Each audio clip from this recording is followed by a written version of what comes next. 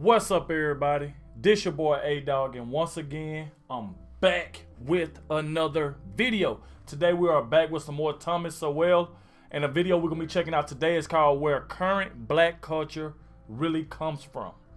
This ought to be interesting. Now, before we get to the video, if you're new to the channel, be sure you hit the subscribe button, turn on your post notifications so you don't miss out on any of my videos. Without further ado, we're gonna go ahead and dive straight into this. Like I said, everybody please hit that thumbs up, and let's dive straight into it. These people are creating a terrible problem in our cities. They can't or won't hold a job, they flout the law constantly and neglect their children, they drink too much, and their moral standards would shame an alley cat. For some reason or other, they absolutely refuse to accommodate themselves to any kind of decent, civilized life. This was said in 1956 in Indianapolis, not about blacks or other minorities, but about poor whites from the South. Nor was Indianapolis unique in this respect. A 1951 survey in Detroit found that white Southerners living there were considered undesirable by 21% of those surveyed, compared to 13% who ranked blacks the same way. In the late 1940s, a Chicago employer said frankly, "I told the guard at the plant gate to tell the hillbillies that there were no openings." So he said, tell the hillbillies there are no openings. So they didn't like the hillbillies or something like that? Like, they didn't want them in there, saying it ain't no openings, which I'm pretty sure it probably was openings, but they just didn't want hillbillies there. Y'all let me know more about that. That's crazy. When poor whites from the South moved into northern cities to work in war plants during the Second World War, occasionally, a white Southerner would find that a flat or a furnished room had just been rented when the landlord heard his Southern accent. More is involved here than a mere parallel between blacks and Southern whites. What is involved is a common subculture that goes back for centuries, which has encompassed everything from ways of talking to attitudes toward education, violence, and sex, and which originated not in the South, but in those parts of the British Isles from which white Southerners came. That culture long ago died out where it originated in Britain, while surviving in the American South. Then it largely died out among both white and black Southerners, while still surviving today in the poorest and worst of the urban black ghettos. Man. It is not uncommon for a culture to survive longer where it is transplanted and to retain characteristics lost in its place of origin. The French spoken in Quebec and the Spanish spoken in Mexico contain words and phrases that have long since become archaic in France and Spain. Regional German dialects persisted among Germans living in the United States after those dialects had begun to die out in Germany itself.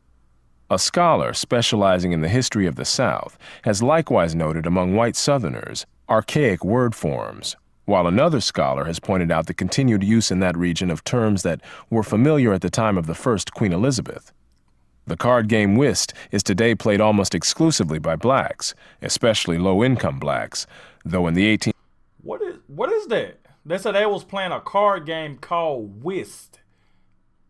Is that like another game that we all currently play now, and they just had it like a different name or something like that? Or was like whist their own type of game? Y'all let me know more about that. I never heard a card game called whist. I never heard of that, so y'all let me know more about that. 18th century, it was played by the British upper classes and has since then evolved into bridge. The history of the evolution of this game is indicative of a much broader pattern of cultural evolution in much more weighty things. Southern whites not only spoke the English language in very different ways from whites in other regions. Their churches, their roads, their homes, their music, their education, their food, and their sex lives were all sharply different from those of other whites. The history of this redneck or cracker culture is more than a curiosity. It has contemporary significance because of its influence on the economic and social evolution of vast numbers of people, millions of blacks and whites, and its continuing influence on the lives and deaths of a residual population in America's black ghettos, which has still not completely escaped from that culture.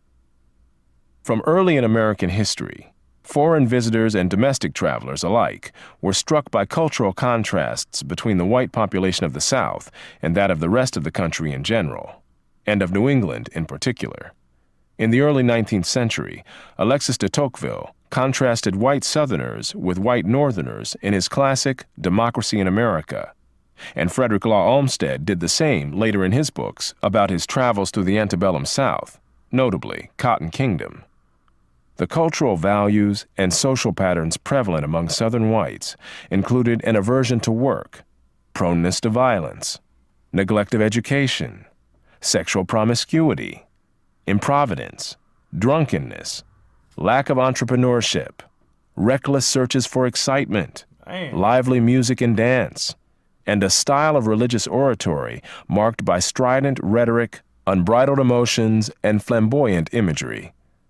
This oratorical style carried over into the political oratory of the region in both the Jim Crow era and the Civil Rights era, and has continued on into our own times among black politicians, preachers, and activists. Touchy pride, vanity, and boastful self-dramatization were also part of this redneck culture among people from regions of Britain where the civilization was the least developed. They boast and lack self-restraint, Olmsted said, after observing their descendants in the American antebellum South. Now, what I can say, there have been some stuff over here, some stuff up in this video that I haven't heard before. That's kind of new to me. This is very interesting. I can't wait to see what y'all take is about this whole thing. But man, I'm starting to learn a little bit more about a lot of this stuff. But let's keep it going though. While Professor Grady McWhiney's Cracker Culture is perhaps the most thorough historical study of the values and behavioral patterns of white Southerners, many other scholarly studies have turned up very similar patterns, even when they differed in some ways as to the causes. Professor David Hackett Fisher's Albion Seed, for example, challenges the Celtic connection thesis put forth by Professor McWhiney, but shows many of the same cultural patterns among the same people, both in Britain and in the American South. Popular writings of the 19th and 20th centuries have likewise described similar behavior, including the Indianapolis residents' comments on white Southern migrants to that city, which sounds so much like what many have said about ghetto blacks. None of this is meant to claim that these patterns have remained rigidly unchanged over the centuries, or that there are literally no differences between whites and blacks in any aspects of this subculture. However, what is remarkable is how pervasive and how close the similarities have been. Dang, then it's a part 2 to this. Yo, like I said, man, I learned a lot of stuff like in this video, like from the Gardeners didn't want to let I think they said the Gardeners didn't want to let the hillbillies in. And it was a lot to unfold in this video here. And like I said, what I was still trying to figure out, like even with the card game that was called Wisp, I'm still trying to register that to try to see what kind of game is that. So otherwise, I can't wait to read the comment section. Hopefully, somebody can help me with that. Let me know what kind of game was that, or was that a made-up game or their own? But man, if y'all want to see that part 2 to this right here, because I didn't know it was a part 2, so I see it's a part 2. If y'all want to see that, make sure you hit the like button. Subscribe to the channel if you're new with your notifications turned on. Want to thank you all for watching. I'm glad if you did make it to the end with me. Thank you so much. I really appreciate it.